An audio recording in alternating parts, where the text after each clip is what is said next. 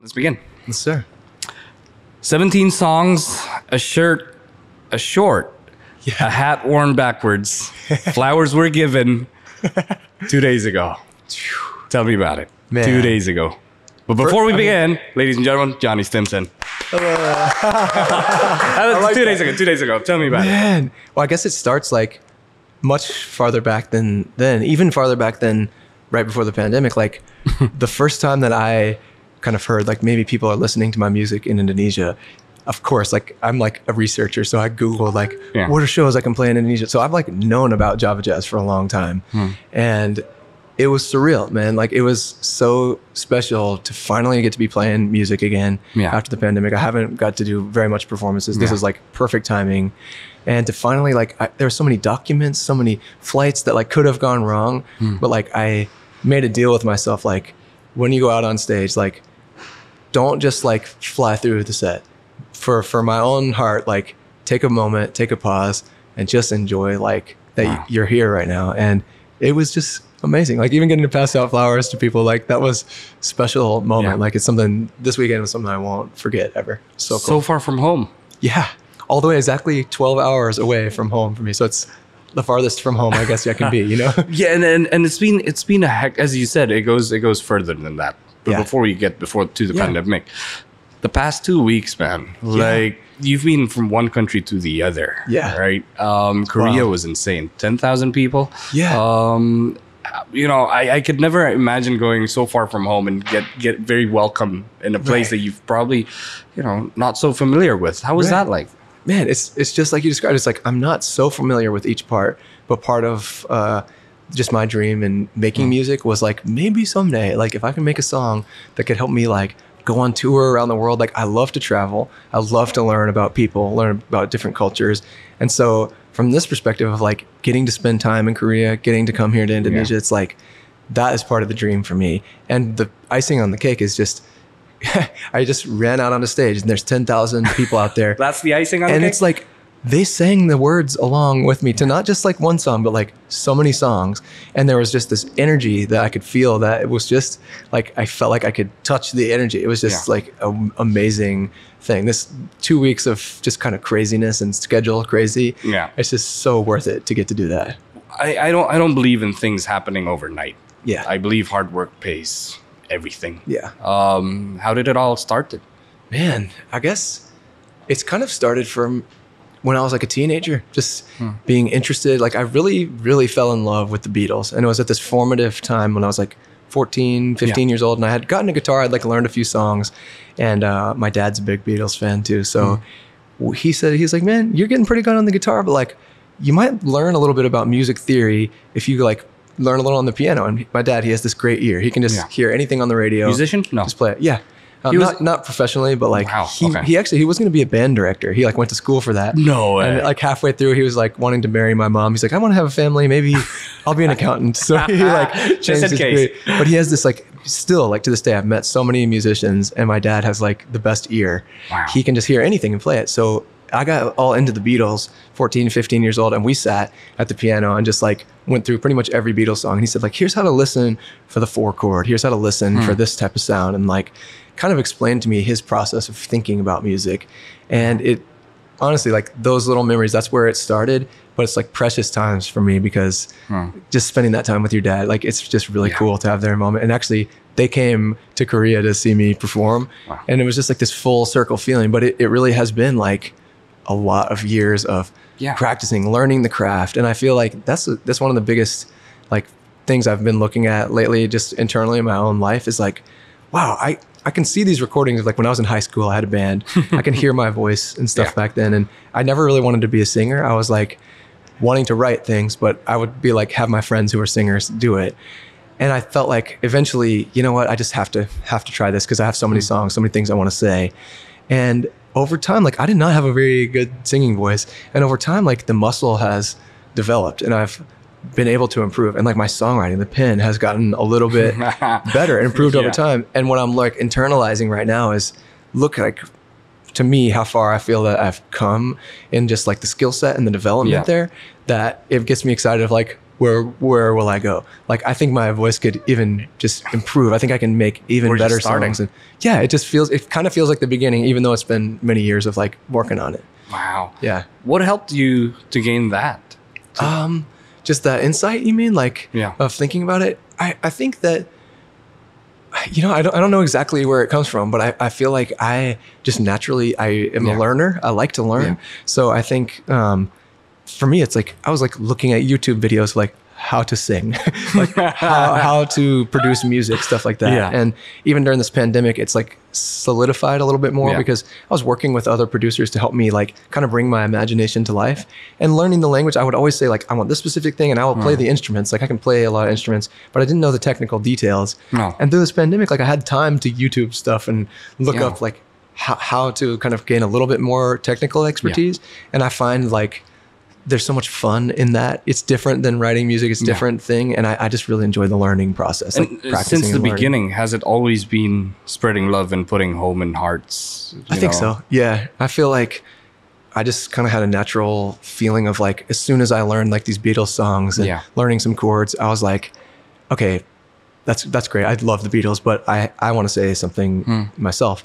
And I feel like, it's just been crazy because I really like cheeky kind of Paul McCartney, like the lighthearted songs, because I think that the world is heavy enough. Like there's a lot going on and it's kind of nice. You know, like John Lennon one time kind of made fun of Paul after the Beatles saying like, but that worked out. Silly love songs, you know? But to me, I always kind of had an affinity and affection for just the lighthearted nature of some music. And so I always wanted to do that. And you know, what's crazy? Like even just this weekend at Java Jazz, like, I was telling this story to someone in the car earlier, like Smile is a song that I wrote, which has been like one that I've seen like some people in Indonesia listen to this song and like some people maybe know that song. Yeah. I was on stage, they're singing the words with me and I actually could see so many people smiling, some masks out there, you know, too, but like a lot of smiles and I'm feeling like this is bringing joy to my heart too. And after the show, I was like taking a few pictures with people and there's like a woman who's, you know, I think like mostly like younger people maybe like my songs. And she wasn't like an older lady, but she's like middle-aged woman. She just came over and she's like, gives me the biggest hug and she's crying. And she's like, smile saved my life, smile saved my life, smile saved my life over and over. And I'm like, you know, I see that like in social media messages, like people want to say their story of how like my song that may mean something to me, that I'm trying to bring just a little lighthearted hope and joy into the world because I have joy in my heart, you know, I want to share it.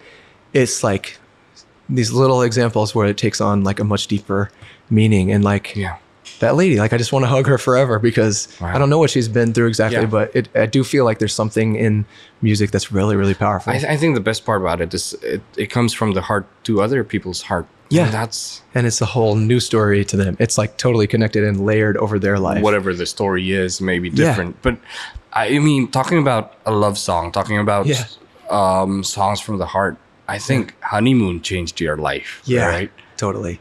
And it was so unique because I've always thought that it's very difficult for other musicians to look at us as, you know, we wouldn't be making people outside famous, right? You know, we would go out there to become famous, right? You know? Yeah. And I could say that because you said to me off air, you said, you know, Raisa changed your life. Yeah.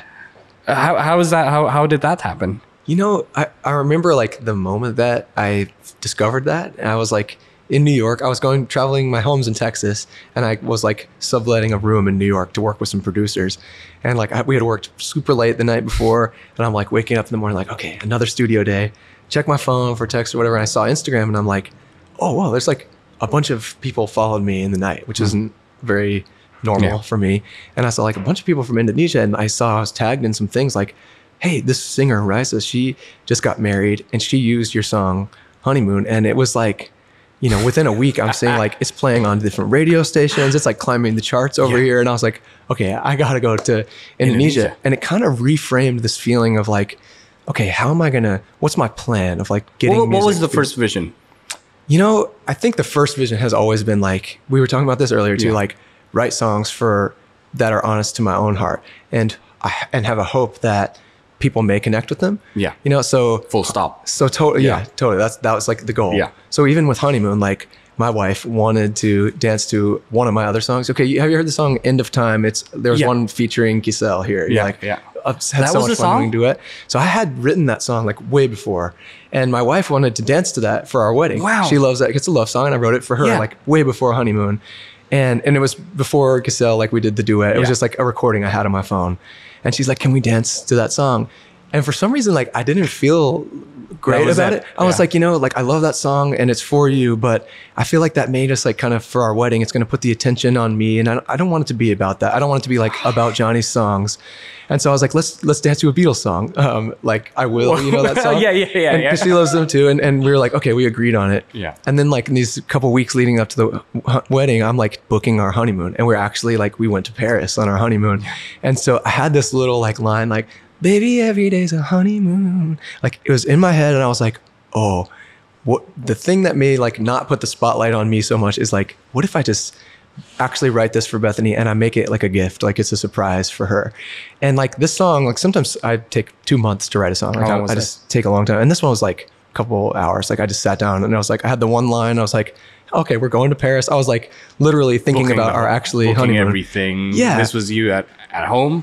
Just regular at home. Yeah. Getting ready, kind of nervous about like, okay, the wedding's coming up. I got to get everything in order. So a couple hours, there was a song. Couple hours. But then I was like, at the time, I couldn't really produce all my own music. So I made up some story of like, I have to go to New York to do this thing.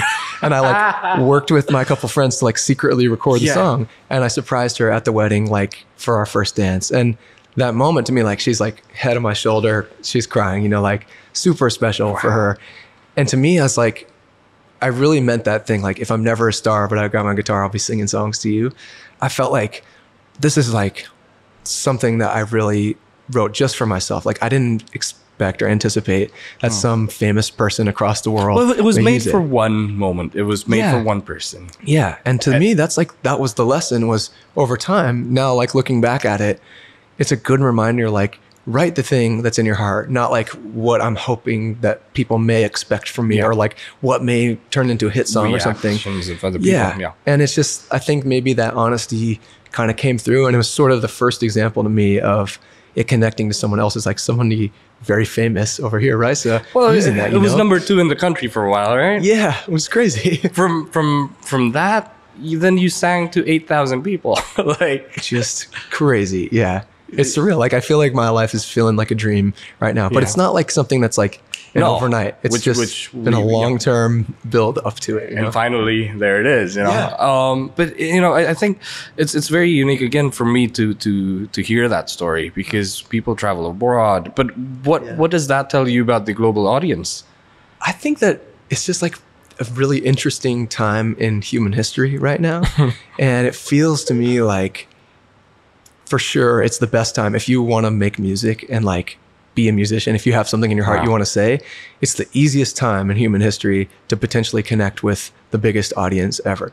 Because when I woke up in my bed and I saw like, oh wow, Raisa, sang my song. At the time, like I didn't know who is Raisa. Like, I'm like looking at how can I go to Indonesia kind of thing, and it felt like you wouldn't be able to do that if I was writing songs in the 60s, 70s. You totally wouldn't be able to. Well, last night I saw your post, which was Damien from NCT, right? Yeah, it's crazy. Which said, my recommendation of the day is flowers. Yeah, it's so crazy. Like that kind of thing. Like you can see it on Twitter, you can see it through social media, and the gift of technology. There's I think some beautiful things, and some tough things about it, but it's really been an amazing way for me to connect to people. And I think I actually like that moment, like right around the time when Raisa posted, I was kind of having a struggle with like, okay, the thing I really want to do is write songs, but I feel like tasked with, I also must share this on social media. Like I hear artists say that a lot, like, I don't want to do another social media post. And like that whole moment really shifted my mindset, because otherwise without this tool, I wouldn't have been able to connect with people. And I'm literally like trying to send a message back to everyone saying they love this song and just really connecting to people. Yeah. And I think that has been a really huge benefit in my life to shift my attitude and embrace the technology. Like I still can recognize there's some crazy, maybe bad things about it in a way, but it's a really cool way for music to reach way more ears than it would have heard. Yeah, before. Definitely. Well, one of it, we had this discussion as well, which was TikTok. Yeah. It's an amazing phenomenon. Yeah. People go on TikTok to see their streams. Yeah. Like artists do that. Yeah. And I never understood that until, well, recently that just happened. And that's crazy. And one of your songs is actually Butterflies. It's crazy on TikTok. Dude, so. It's so funny because on TikTok, there's all these different communities. And I guess the algorithm can sort of find like, somehow it knows like, what you're into, what personality type, whatever. Yeah. So and this wasn't planned, right? No, not at all. Like I basically learned about it because people were tagging me and stuff. Yeah. And there was something called shifting, I guess. I still don't know exactly what it is, but there's a whole community for it on TikTok. And it's like maybe something that people kind of believe, like if you can use your mental powers, you can kind of like shift your actual consciousness, your location of your consciousness, like teleport it to somewhere else. To somewhere else. Yeah. I don't fully understand the concept, but apparently like my song Butterflies, the second verse fits of it, right in. It's like I meditate to metamorphosize. I shift paradigms, go to Hawaii, get a whole new life. And somehow they super connected to that. Yeah. And like, I'm learning about like, I don't even know what shifting is, this whole concept, but they're like, Johnny must be into shifting. Johnny must be. And like everyone's commenting and like tons and tons of people are sharing the song that way. And it's just, it's like magic. You can see the TikTok effect like in streams and just people watching your videos kind of thing. So I'm that's still funny. learning how to like embrace this new one, you know? It's you recently also released a song, right? And it's a love song again. Yeah. Before we get to that single, I wanted to know how madly in love are you with your wife that you're creating all these beautiful songs? I mean, to me, like that is my way to communicate love. Like my favorite thing in my life, I say one of the favorite things in my life is to take something in my imagination and try to make it real. And if I can take a melody and some words in my imagination and make it real and sort of like share it to the person that I love, that's just like my best way of communicating. Like everybody has a different way. Sometimes it's like maybe some husbands it's like giving a best back rub or like giving gifts or something like that. This is my way of like sharing that with her. And to be honest, like I have had a real love story and like she is amazing. She supports me. I wish she was here this week, but she's also very needed. She's a dance teacher at home. So she's teaching kids and sharing her joy and her heart in a different way. And I like to write love songs because I hope that I will always do that for her in my life. Like even someday, like, and maybe people don't want to fly me to Indonesia to hear my music. I'm an old man. Maybe I hope they do. They're probably most likely. I hope so. Yeah. But if that's not the case, like I'm going to always be writing little melodies for her because I think it means something to her. And actually this song, All I Want Is You, I think it's kind of her favorite song of the last like era. And I remember like I recorded, there's a guitar solo in it. And she like, we both work from home and except for when she's at the dance studio. And I was working on that like in the other room and she kind of like peeked in. She was like, this is my favorite one lately. Like I love this song. And it just gave me so much happiness because I want her always to know like I write these for you, you know. And she knows that, right? Oh yeah. Yeah. And that's so sweet. Does she ever get bored of it? No. You know, I play the same songs over and over and over a lot. So I wouldn't say she gets bored of it, but she's real. Like we're both real, regular people. And she also knows that part of it is my job. Like I got to practice. I got to do this thing. So I don't think that any of it has lost like the glitz or the fun of it. But she's really, she's so down to earth and such like a regular person. And I think that I am too. Yeah. That, you know, maybe it doesn't have the same impact as like the first time I show her a song or something like that. But we always have special moments. There's one like called Lay It All On Me. It's like a little ukulele song. And like I had an experience in the pandemic at the beginning that was just sort of unrelated to the pandemic, but I was just feeling like really low and kind of depressed. And she was super like put her arm around me, let me talk. And she just listened to me like for months that I was like in a hard place. And I just really needed her. And weirdly, like, some like situations kind of shifted and I was starting to feel better and everyone went through like this craziness. Of course, and she started like, she was kind of feeling low after that. And so I wrote her this song, like it's Lay It All On Me. And it's just like, what is it? What a gift. Like, I hope that everyone can experience the love that I have felt in my life because what a gift to like, when you're feeling low, when you're feeling lonely, to know that there's somebody like for their arm around you at any time, no matter what you do or what's happening, the circumstances are irrelevant. And I sort of wrote her that, and it was one that was kind of like hard for me to write a little bit because it's like, how do you fit in all the words to like three minutes, you know. But I remember like the moment I showed it to her, we were just driving on the highway, and I kind of had not showed her this song yet, and I just showed her the recording, and it was just like a really sweet moment. So it's funny because like some of these songs that maybe are connected to different people in different ways, or seems like, oh, it's just like about like how many streams can an artist get on a song? It's like, to me, they're actually connected to these like really specific, special moments in my life. And music is kind of like that, you know, like music is one of the best connectors to memory. Like when I sing certain Beatles songs at the piano, I'm sitting there with my dad, you know, it's just crazy. Yeah. And who taught you how to love like that, man? I would say mom and dad are that way. Like I really have had a blessed life. Like my parents love each other a lot. And I have 3 younger sisters. They're super supportive. So it's a different type of love, but it's just like I've been surrounded by love in my life. And I think not everybody has that. Like I'm aware that the world is a tough place. And so I'm trying to like, I've received so much love. I've been like a sponge. I'm trying to give it out like, because people need it. Like right now, people need that song, need happy stuff. Few years, I guess. Right. And you said earlier that they came to visit in Korea. Yeah. Well, mom and dad. Was that the first time seeing huge crowds? And you know, my dad actually came with me on like my first visit to Jakarta, but I played like in a small 2018. It was actually before that. It was I think it was end of 2017. Maybe it was the beginning of 2018. I can't remember exactly. But dad came with me on the first trip because we've traveled a lot together, he and our buddies, and I played in like a small little cafe. So he's seen me do some shows like opening for different artists in the US where I've played for like a few thousand people, but they didn't really come to see me. They came to see like the other act. And my dad has been really supportive in that way, but my mom has never seen me really play for like a big crowd like this. So like before Seoul Jazz Festival, we're on the side, and like kind of one of my favorite moments of any show is like the band goes out before, they do a little intro, and then like I come out and it's like, you just feel the energy of the crowd. It's like, okay, we are like one being, we're going to experience this together. And it was just so sweet. Like I'm holding my microphone, get my ears ready to go and just kind of like getting pumped up before. And like, I give my mom a big hug, and my mom's never been on the side of a stage at a festival like that. What did she say?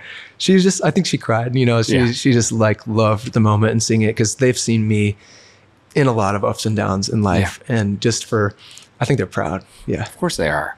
Man, it's you said yourself, like not a lot of people get that. You know, you're lucky enough. I'm lucky enough to have experienced that, and that's amazing. But one thing that amazes me as well is you travel on your own. Yeah. You got no crew, man. Yeah.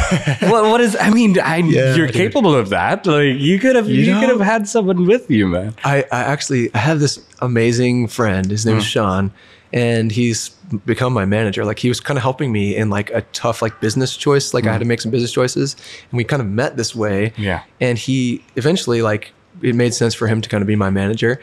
And I really wanted him to be able to come on this trip. But to be honest, like this is just the real truth. I need to write a few more songs for the charts, because that stuff is so expensive. Like traveling the world is really costly. And thankfully, like people want to bring me, and so like they you know, help cover some of the costs and everything. But maybe someday I'll have a little bit to help me like carry some stuff, or like a sound person to help out. So it's just you in the Incheon airport, and then Sukarno Hatta with a guitar? No, that thankfully, so this has been the greatest thing. Like for bigger festivals like Java Jazz, they were able to provide like a backline, which is something I'm learning about. So like they had a guitar for me, but I brought like way too much gear. So I'm carrying like so many bags, like trying to walk around all there. by yourself. Yeah. Wow. Someday maybe it would be cool to have a crew, but I also just like, I feel like I'm a capable traveler. I've traveled a lot in my life, and so I don't mind it. Yeah, it's cool. And I think people like you should feel the way that it's very close to other people. You know, once you have lots of people with you, it's like you don't get to jog in the morning and everything like that. Dude, you experience that here. Yeah. What are the crazier things that has happened for the past? How many days you've been here? 3? I've been here, 3 days. But you've been here back and forth, right? So but honestly, like you mentioned it, jogging is such a part of my life. Like I realized after college, I was like, okay, I really want to try to like be a musician. I'm going to try this. And I think maybe it would benefit me to like be a little bit more in shape. I had gotten a little out of shape in college. So my friend that I was working with, he's a producer in New York. He was on the running team in college, and he was like, why don't you come running with me? Like you can try this thing. And I had asthma growing up. Like I have like issues, you know, with my breathing. So I was like, no, dude, I can't run. That's not me. He's like, just come for a couple of times. And over time, like I've gotten to where I can like run longer distances. And what I found, like I was first learning to love running in New York. I was just seeing New York City from the ground rather than like taking a subway, taking a taxi. Like I was seeing it also. Being here in Jakarta, like I've learned that in my travels, it's my favorite way to experience the city. It's not the best place to run. It's pretty cool, but it's also like you got to look out here. There's like motos everywhere. You know, there's not like a sidewalk everywhere. That's the everywhere. best part about it, though. But it's so beautiful, man. Like this is crazy because there's this juxtaposition in Jakarta that I see of like these amazing, like the foliage, the plants, the leaves everywhere, and it's beautiful. Like you can see people are taking care of the nature here in the city, but there's also these huge buildings and this commercial side. So like for me, rather than seeing it from like the window of my hotel room or anything like that, or just getting driven around, it's like I would like to get out there and get in the middle and like almost get hit by a motorcycle and stuff like that. That kind of helps me. And it's always summer. Yeah. Right? Yeah. It's always summer. It's out here. But you know, I'm from Texas, so like it's humid, it's hot. I'm used to it. That's why it's the shorts. Yeah. Right? Exactly. You mentioned as well, Pam saw you. Pamungkas. So cool, man. No, he said it was a short 10 minutes. It was a great conversation. Yeah. What did you guys talk about?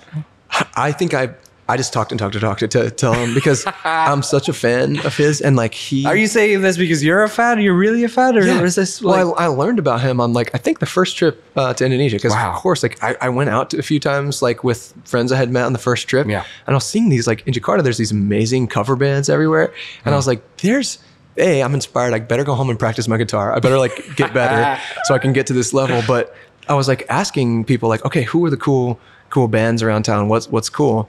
And I got mentioned just a lot of different artists that I'll check them out.